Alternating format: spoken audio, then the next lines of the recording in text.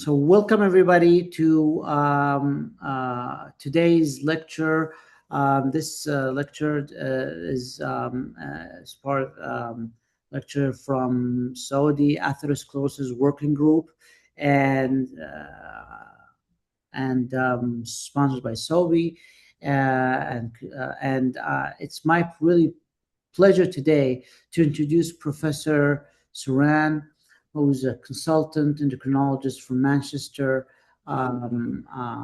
University NHS Foundation Trust, and a real world expert in the field of lipidology, endocrinology, familial hypercholesterolemia, hypertriglyceridemia, and it's a pleasure for us to have him as a speaker with us to give us really valuable understanding of this burden of this disease is often forgotten.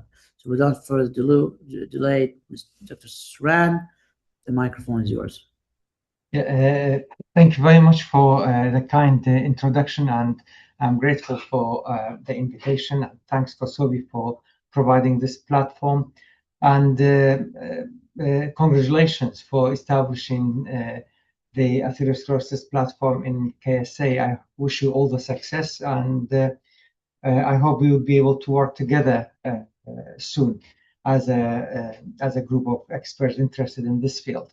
So I'm going to start with the first presentation, and I'm going to cover the disease burden and natural history of severe hypertriglyceridemia, or we call it MCS, and familial chylomicronemia syndrome, which we call it FCS.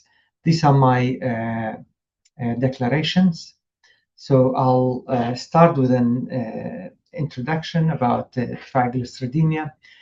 Although we call it all hypertriglyceridemia, but if you look at the severity of hypertriglyceridemia, you can basically see them as different groups, because the natural history, cardiometabolic risk factors attached or associated with each severity, it varies. For example, moderate triglyceridemia, 150 to 500, the disease burden is quite, and complications different from severe one and from very severe one, more than 880 milligram per deciliter, which we start to enter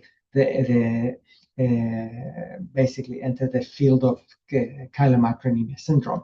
So I'll try to present some data on the disease burden, and I'll start with triglyceride and atherosclerotic cardiovascular disease.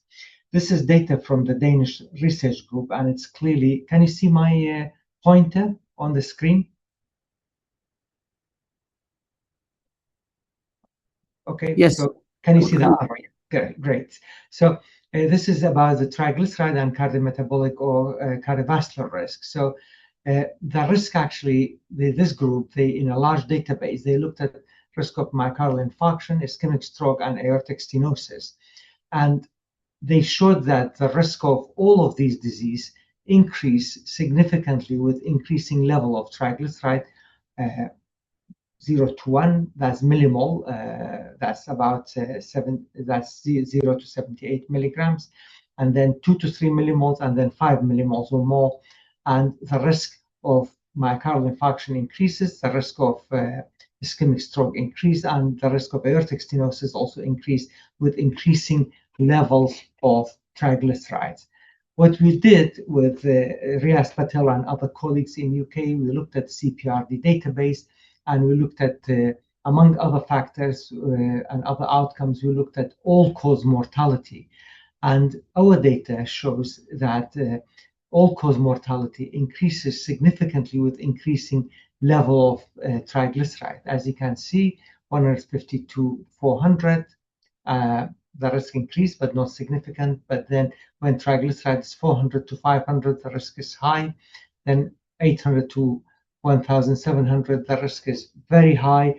And with triglyceride level of more than 1,700, risk of or all-cause mortality risk is extremely high. And that tells us that triglyceride basically operates based on the severity on all cardiometabolic conditions, including sHTG, stroke, aortic stenosis, and also all-cause mortality, which may be related to, for example, acute pancreatitis as well. Coming to acute pancreatitis, in the Caliber study, which was based in CPRD data, CPRD data in UK is basically data collected from 40 million people from primary care trusts or primary care groups. And it's a very rich database, which has a lot of biochemistry and natural clinical history as well. So when we looked at the risk of pancreatitis in relation to elevated triglyceride, again, risk of acute pancreatitis or pancreatitis in general increased significantly with increasing triglyceride levels. So it's not only ASCVD, but pancreatitis risk also, and also all-cause mortality risk increases with hypertriglyceridemia. But it differs between this different severity of hypertriglyceridemia, and I'll come to that a bit later in the presentation. When we look at severe hypertriglyceridemia, the first thing comes to our mind is familial chylomicronemia syndrome, and then multifactorial chylomicronemia syndrome, or some prefer to call it severe hypertriglyceridemia. So familial chylomicronemia syndrome is a very rare autosomal recessive disorder, although this can be challenged whether it's a real autosomal recessive or not, or autosomal dominant or codominant. But familial chylomicronemia syndrome is very, very rare. It's basically incidence or prevalence is between 1 to 3 per million. It may be higher in countries where consanguinity or consanguineous marriages is higher. On the other hand, multifactorial chylomicronemia syndrome, it's much commoner, but triglyceride level tend to be less severe. In FCS, pancreatitis is the predominant complications, but in MCS, other cardiometabolic conditions like diabetes, cardiovascular disease tend to predominate more compared to pancreatitis. But the risk of pancreatitis is still there, and it is significant. So I mentioned that familial chylomicronemia syndrome is very rare, but when you look at MCS, multifactorial chylomicronemia syndrome, or severe hypertriglyceridemia, the incidence is much lower compared to familial chylomicronemia syndrome, but it's still high among the population. This is the incidence in some of the European countries. It ranges between 1 to 2, and in US it can be up to 3 severe hypertriglyceridemia, more than 80 milligram per deciliter in every 100 patients. So it is a lot of cases in the population. If you look at the history, familial chylomicronemia syndrome and multifactorial chylomicronemia syndrome are not new conditions.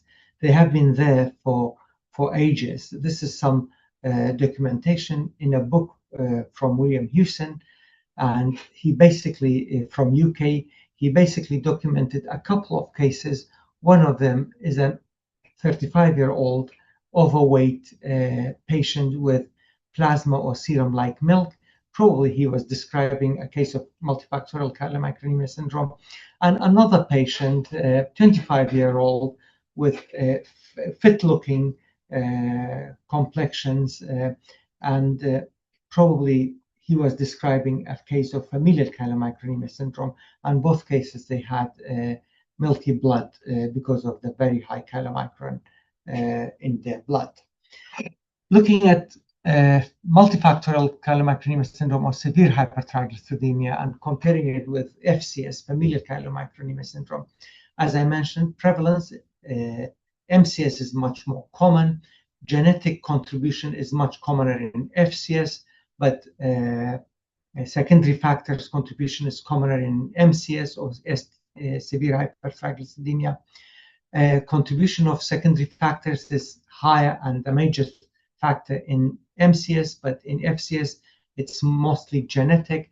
Onset is a bit later in MCS, but occurs in pediatric or early adolescence in FCS.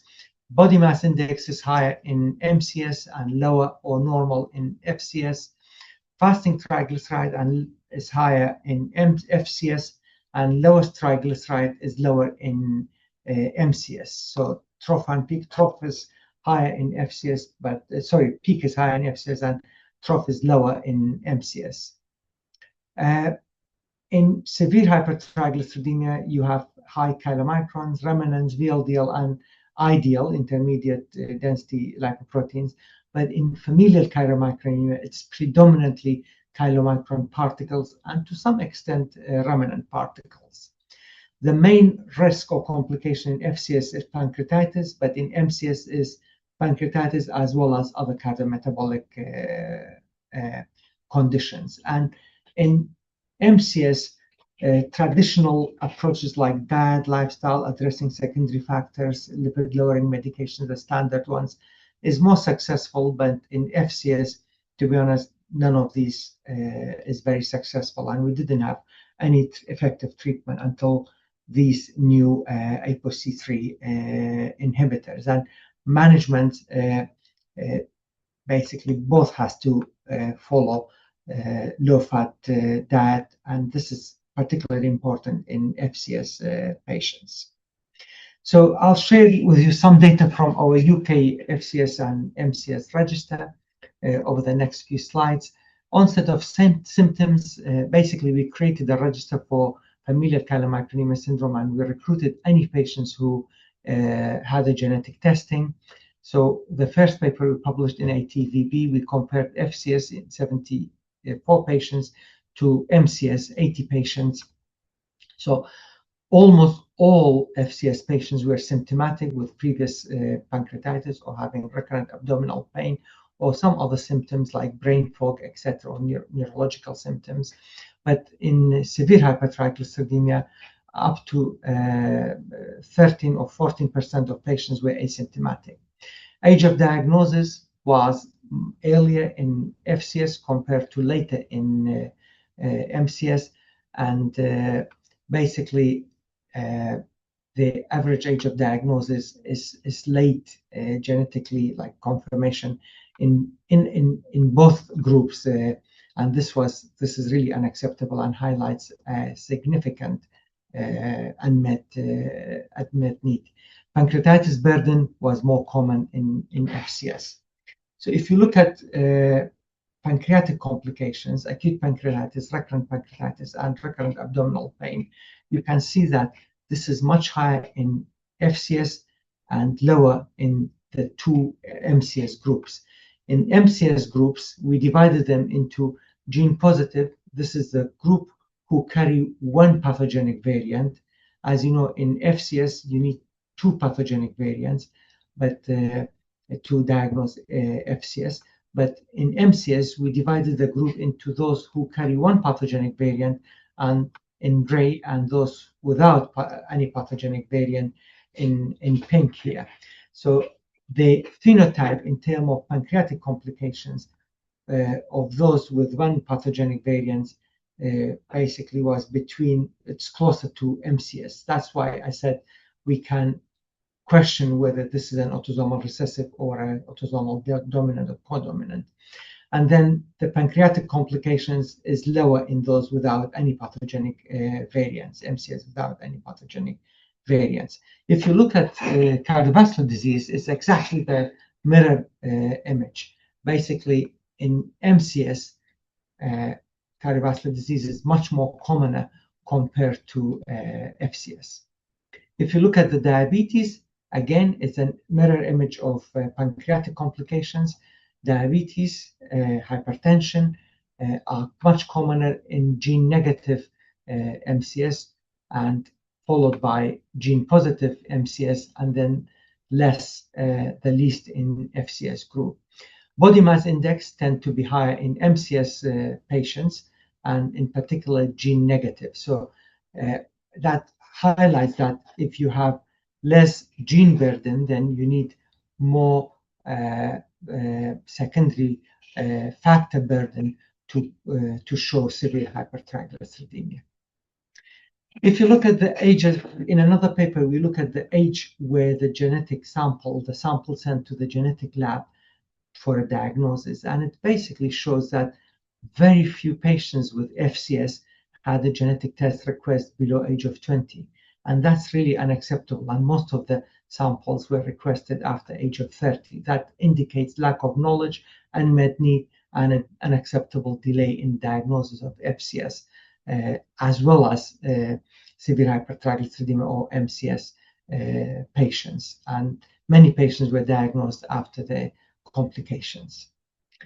So we keep talking about pancreatitis, which is the most severe complications of severe hypertriglyceridemia, in particular MCS. But although pancreatitis overshadows other cardiovascular, other risk factors or other complications, but it is the most severe one, but it's not the only one. Patients also report cognitive symptoms like brain fog, memory loss. Some of our patients reported symptoms consistent with peripheral neuropathy. We can see lipemia retinalis, hepatosplenomegaly, arthralgia, blood is lipemic, and patients, even without pancreatitis, they report nausea, vomiting, abdominal pain. They report anxiety and depression, and also in some patients with severe or very severe hypertriglyceridemia, there is eruptive xanthoma, which typically tends to improve and disappear when triglyceride level goes down. The cause of pancreatitis in severe hypertriglyceridemia is still debatable, but basically it tends to be attributed or likely attributed to lipotoxicity of these triglyceride-rich particles on pancreatic cells. And once these pancreatic cells tend to be damaged, it releases a lot of pancreatic enzymes, and which starts the process of autodigestion and pancreatitis. And what makes the situation worse is inadequate blood flow, high inflammation, local inflammation, and then later probably thrombosis and damage of the vasculature of pancreas, which enters the vicious circle and causes pancreatitis. And when there is changes in anatomy of pancreas, then that will increase risk of chronic pancreatitis. Hypertriglyceridemic pancreatitis in some of the previous studies composes of basically represents 9% of overall pancreatitis, acute pancreatitis, and this is quite significant, but disappointingly it's not very well recognized. In UK database, in one of our projects where we collected 700 pancreatitis cases, hypertriglyceridemic pancreatitis was 4% of overall pancreatitis, but 19% of the patients were labeled as idiopathic, and most of these 19 idiopathic patients didn't have a lipid profile. So there may be many of those are triglyceridemic pancreatitis, but undiagnosed. And again, very sadly, 70% of patients admitted with pancreatitis or even recurrent pancreatitis, they didn't have a lipid profile in UK acute hospitals. This is something that we really need to address, and we are communicating with NICE to address this in the next guideline on acute pancreatitis and make it very clear that on admission, any acute pancreatitis should have a lipid profile test.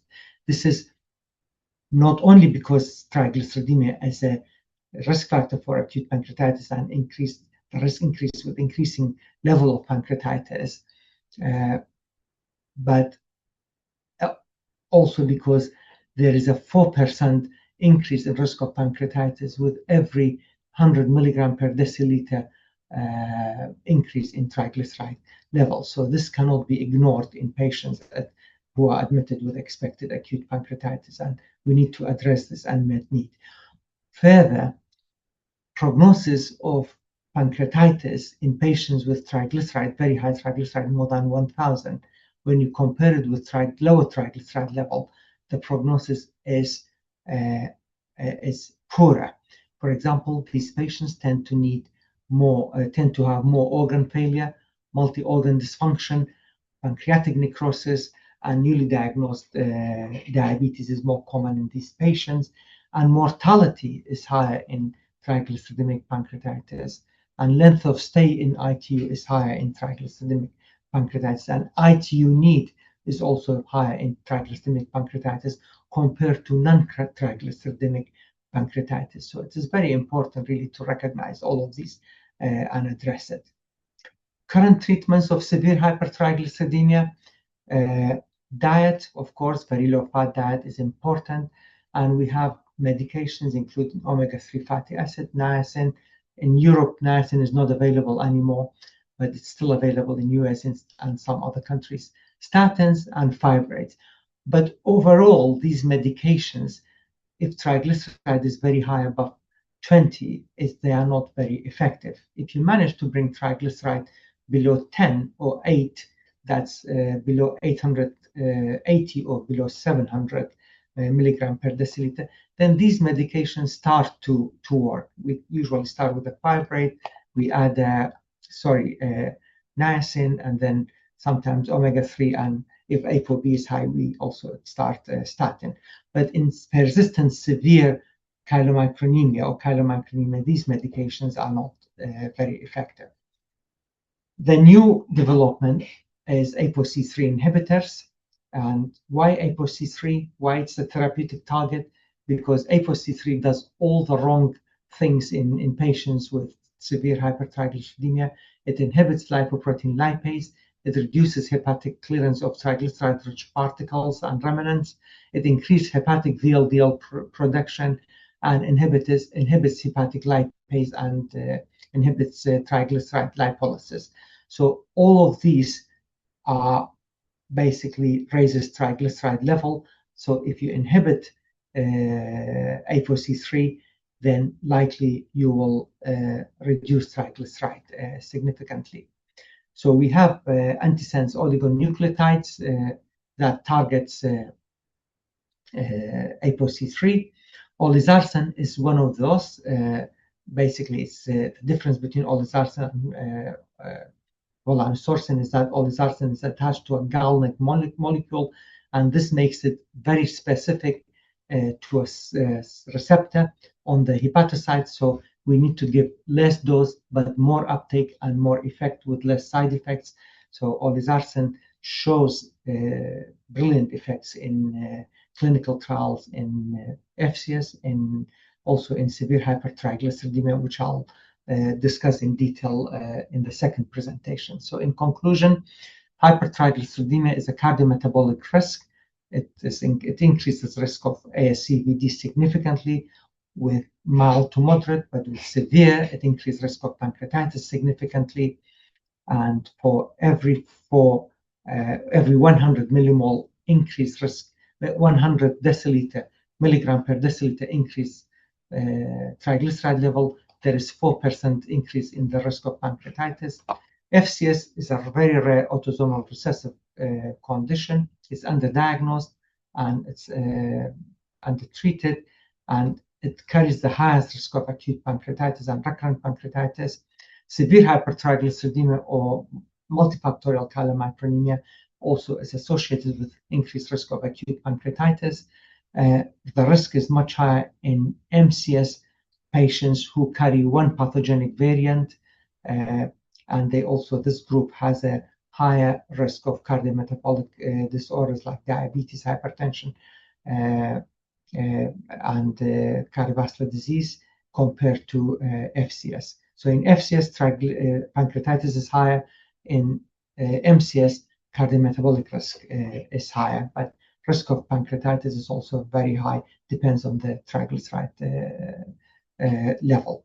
There is a massive unmet need in FCS and also in severe hypertriglyceridemia, and there is a need for therapeutic options, new therapeutic options.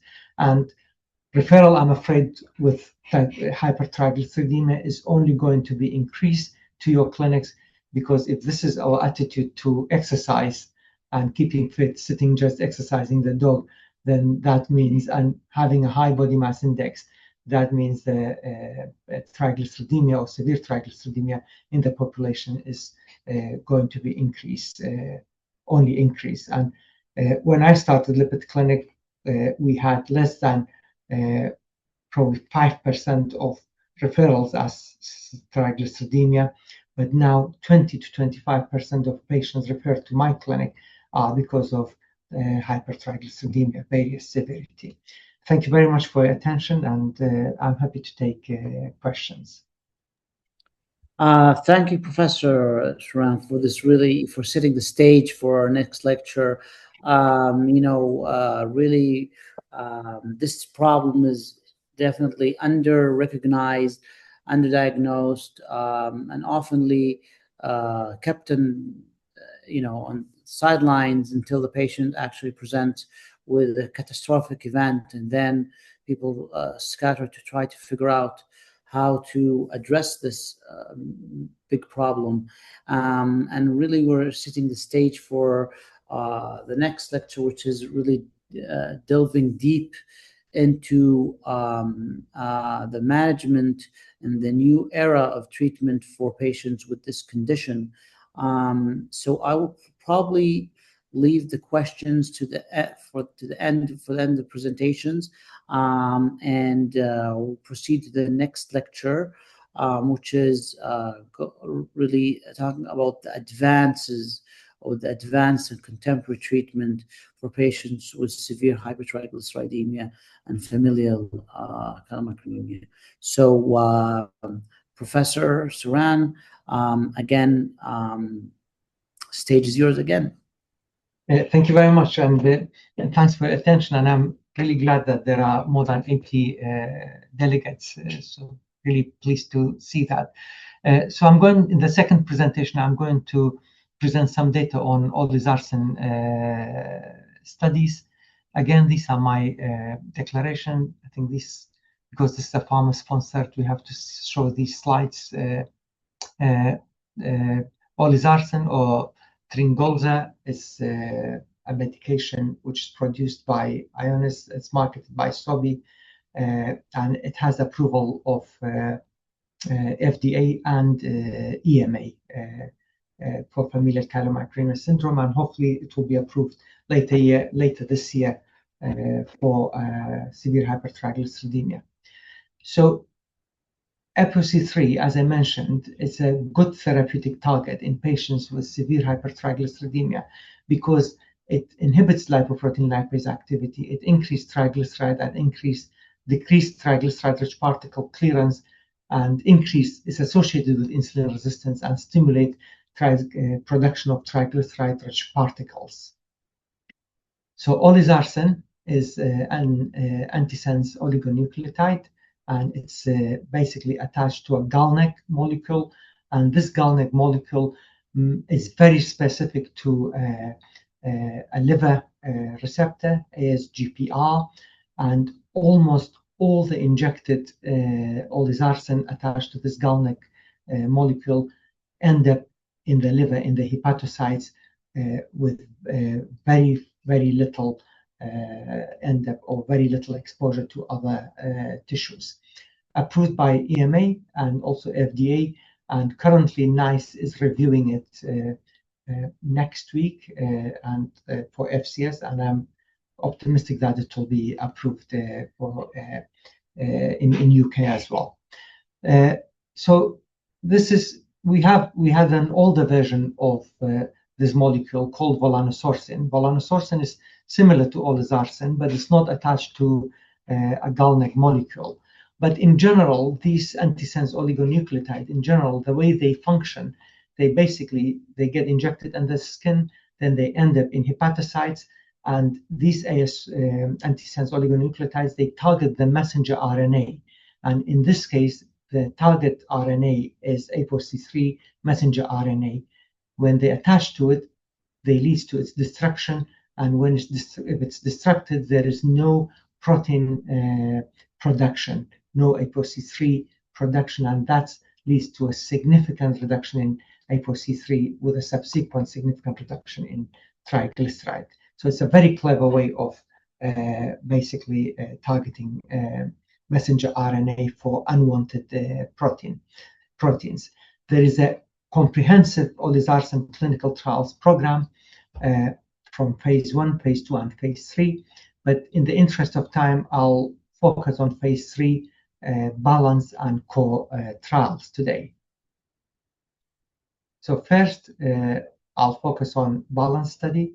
So balance study, it recruited and randomized patients with familial chylomicronemia syndrome who are genetically confirmed with triglyceride more than 880 milligram per deciliter, history of pancreatitis in the last 10 years prior to screening, and severe hypertriglyceridemia despite very low fat diet. And some patients without pancreatitis in the last 10 years also included. Primary endpoint was triglyceride level, and secondary endpoint was pancreatitis. So patients were randomized either to Olezarsen 50 milligrams or Olezarsen placebo or Olezarsen 80 milligrams every 4 weeks, and they were followed up subsequently in the research clinics. So Olezarsen reduced triglycerides significantly. This is placebo. This is 50 milligrams. This is 80 milligrams.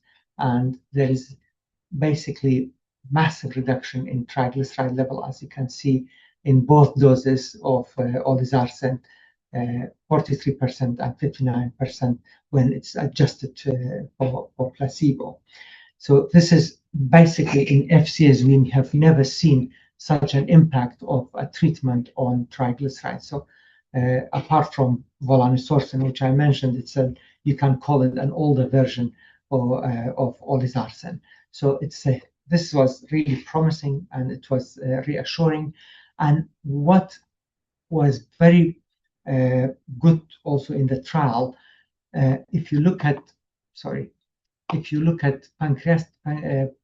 percentage of patients without pancreatitis, in Olezarsen and both groups, almost all patients except one didn't have any pancreatitis. So there were 88% reduction in acute pancreatitis incidence in Olezarsen treated groups, and that compared to placebo. And that was really it's a really real progress in this field. It reduces triglyceride, and it reduces risk of acute pancreatitis, and also it reduces ApoC3 significantly by up to 70 or 75%. So that's basically opens a new era of treatment of patients with FCS. So in conclusion, Olezarsen in FCS patients reduces triglycerides significantly, reduces ApoC3 significantly, and most importantly, it reduces risk of pancreatitis significantly. And only one episode of acute pancreatitis in Olezarsen group compared to 11 episodes of acute pancreatitis in the placebo group, which corresponds to 88% relative risk reduction. So that's what's impressive, really. In core studies, core and core 2, patients with severe triglyceridemia were recruited, and patients in these two studies, patients with FCS, they were excluded. Large number of patients, together approaching 100,000 patients. Any patient above age of 18, triglyceride more than 500 milligram per deciliter, on diet and risk of pancreatitis, they were recruited to these studies.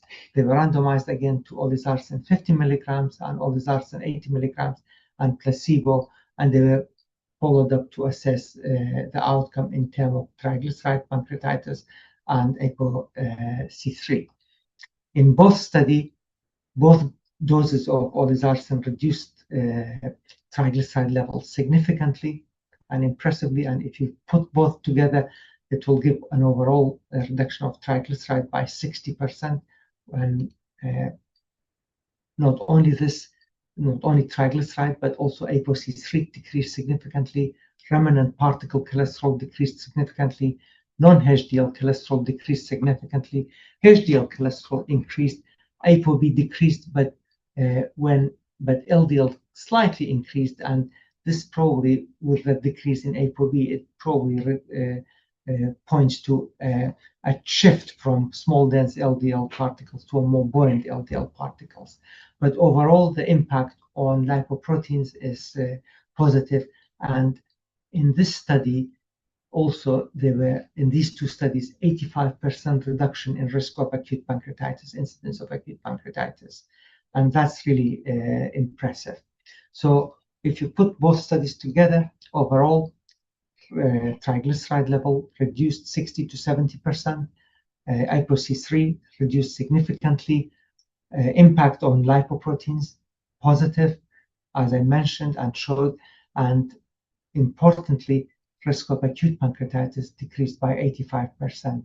And that's really something we haven't seen with any other medications previously in this patient group. What we did recently, we put all these ApoC3 inhibitor trials and in a meta-analysis, which is not published. I hope we will publish it soon. Basically, if you inhibit ApoC3 by any mean, our meta-analysis shows that triglyceride decrease and risk of pancreatitis decrease, whether you inhibit it with Olezarsen, or Plozasiran. So all of these, in any method you use to reduce ApoC3, risk of pancreatitis decrease significantly. And this is consistent, which is reassuring and supports the idea of supports the targeting ApoC3 in these patients. Just before I finish, I'd like to share a case study. This is a patient with FCS, 48-year-old female, genetically confirmed, and multiple previous admissions with acute pancreatitis, 2 to 3 per year on average. Started Olezarsen as part of BALANCE study, and then she continued in the open label study. During the participation, and she was lucky to receive Olezarsen when she was randomized, and the open label, she didn't have any pancreatitis episodes except one, while previously she used to have 2 to 3 per year. But over 4 years, she didn't have, she only suffered one episode of pancreatitis, and that episode was during the time when we paused dosing, because she ended up investigated for anemia and shortness of breath. And the question was raised whether this was related to the to Olezarsen. So we paused the treatment, and she had the pancreatitis during this treatment post period. But when she was on treatment, she didn't have any pancreatitis. We recently concluded that shortness of breath and anemia was not related to Olezarsen, because it didn't have any impact when we paused treatment. And just 2 weeks ago, we restarted Olezarsen because of the significant benefits she attained in terms of triglyceride and risk of pancreatitis. Thank you very much for your attention. I'm happy to take questions and open the discussion. And thanks again for Atherosclerosis Society in KSA and SOBI for providing this platform and inviting me. Thank you, Dr. Professor, for this really comprehensive talk, and this is very, very interesting and educational session. Now we're going to take some questions from the audience.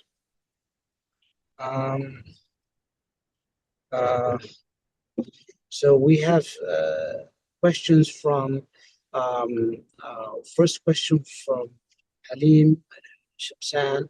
We have sometimes difficulty regarding lab results of triglyceride. It fluctuates dramatically and might affect our clinical decision. What is your advice to standardize the triglyceride measurement to guide drug therapy? Yeah, thank you very much for this question. I mean, in FCS, triglyceride is persistently high, but in MCS and multifactorial chylomicronemia, triglyceride level typically fluctuates. And the reason is that these patients, they cannot process, for example, dietary fat, or if the secondary factor like poorly controlled diabetes or weight, if they lose weight, they improve the diabetes, triglycerides tend to improve. So typically, there is a wide biological variability in triglyceride level, and I don't think we can do anything about this.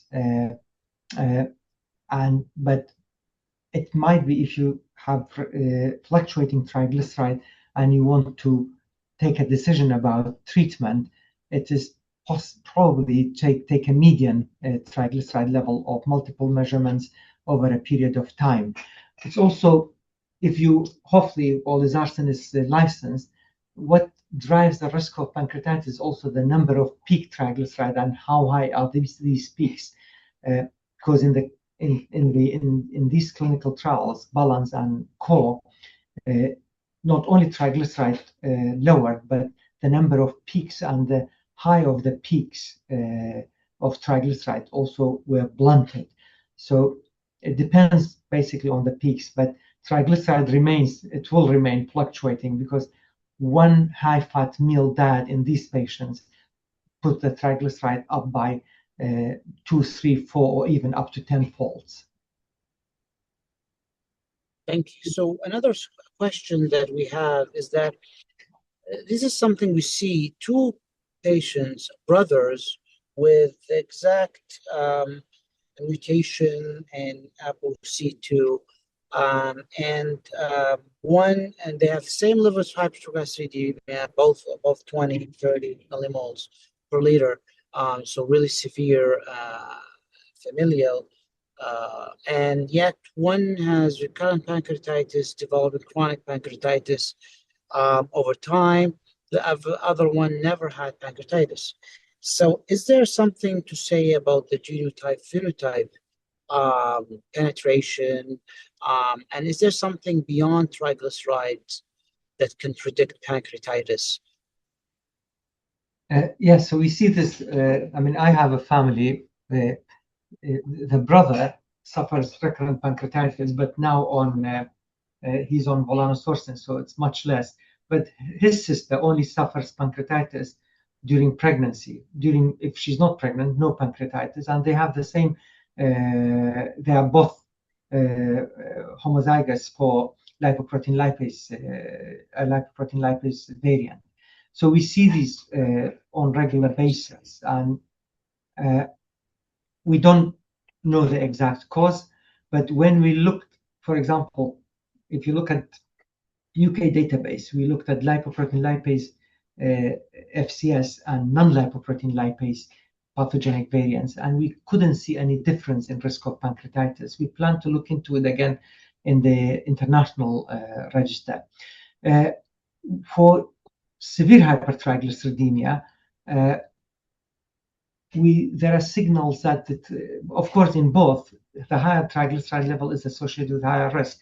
But we notice a signal in the FCS, UK FCS register, that in multifactorial chylomicronemia syndrome, presence of diabetes increased risk of pancreatitis. We haven't published this data yet, and we are looking into that in CPRD database to see what are the other risk factors for pancreatitis. But I don't have the results, but I expect diabetes would be one of them. When you look at gene load, those with familial chylomicronemia, they have two pathogenic variants, they have the highest risk, and then followed by those MCS patients with one pathogenic variant, and then those without pathogenic variants. So there is a gene load as well. And there are some other genetic variants which increases risk of pancreatitis beyond triglyceridemia, but I don't think this is very relevant here. It's relevant more for non-triglyceridemic pancreatitis. So in short, we really don't know, but gene load is important. Peak triglyceride levels or triglyceride is important, and diabetes is also a predictor of risk of pancreatitis. Now, we follow these patients, and as young patients population, a lot of times we see these episodes of pancreatitis, recurrent pancreatitis. But we know when we see older patients that we tend to see coronary artery disease develop. Now, you mentioned in your lecture that coronary artery disease does increase with hypertriglyceridemia. In FCS, patients with familial chylomicronemia, what, in your opinion, would be the age where we really need to look hard for coronary artery disease and probably consider, treating, ApoB and potentially, giving aspirin or so forth. At what age group in the patient's life that you start thinking about this? In the UK register, in patients with FCS, those who have atherosclerotic cardiovascular disease, and I like to mention that peripheral vascular disease is overrepresented. Most of them are above age of 50. So above age of 45, 50, I think we need to think about ASCVD and screen for it. It depends also on ApoB. If these patients' ApoB is higher, they might develop it earlier. But in general, it's after age of 40 or 50, maybe even a bit later. Because these patients typically they are not overweight, they don't have hypertension, they don't have other cardiovascular risk factors. They may have type 3C diabetes, but the cardiovascular risk burden is not as high as, for example, multifactorial chylomicronemia. So above age of 40 or 50. So with that, I would like to thank you, Dr. Suran, for this excellent talk. Subject is very interesting. We're really pleased to have you here with us. So the Atherosclerosis Society Working Group. It was our pleasure. We thank Knuz for the organization and sponsorship for Sorby, and we really hope to collaborate with you soon. And most of all, we thank the audience for being with us.